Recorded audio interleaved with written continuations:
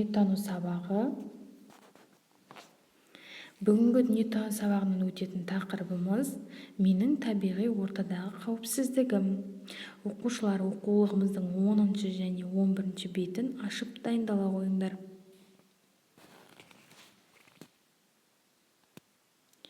Бүгінгі сабақта сендер табиғи ортада болатын түрлі қауіп-қатерлерді анықтайсыңдар. Сонымен қатар, сол қауіп-қатерлерден қалай қорғануға болатынын естеріңде сақтауға тырысыңдар.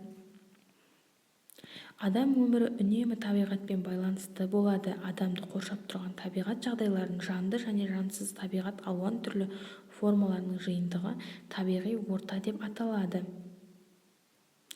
Табиғи ортада адамға төнетін қауіп-қатерлер де болады. Мысалға, орманға немесе далаға шыққан кездерде осындай улы қауіпті жәндіктерден сақ болу керек. Себебі бұл жәндіктер адам өміріне өте қауіпті. Осындай жәндік көрген кезде алдын ала қорғануға тырысыңдар. Сонымен қатар, табиғатта болатын бірнеше қауіп-қатерлерге назар аударайық. Адам денесінің бұтақ, тікенек, өсімдіктер, үшкіртас, шыны және тағы да басқа заттардың жарақаттануы орын алады кейде. Улы жануарлар және жәндіктердің шағуы, жылан, өрмекші, саршаян, маса, тағы да басқа.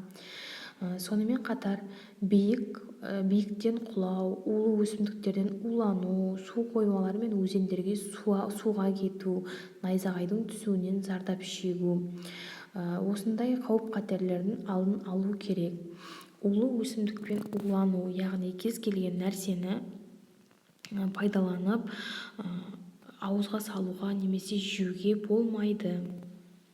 Табиғат аясында оқушылар мына жағдайды білу қажет. Табиғатқа саяхат жасау үшін қолайлы аяқ киім және жәндіктердің, әсіресе кенелердің шағуынан қорғану үшін ашық түсті жабық киім мен бас киім кию керек.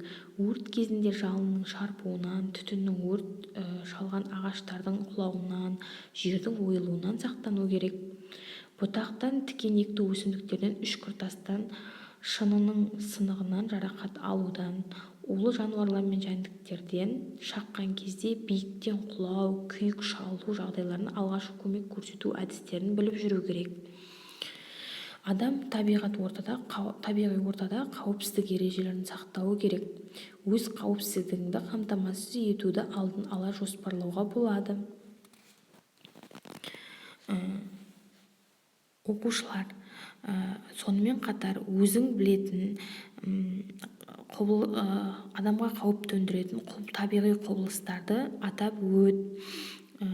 Оқулығымыздың 10 және 11 бетін мұқият оқып, маған кері байланыс жібере қойыңдар.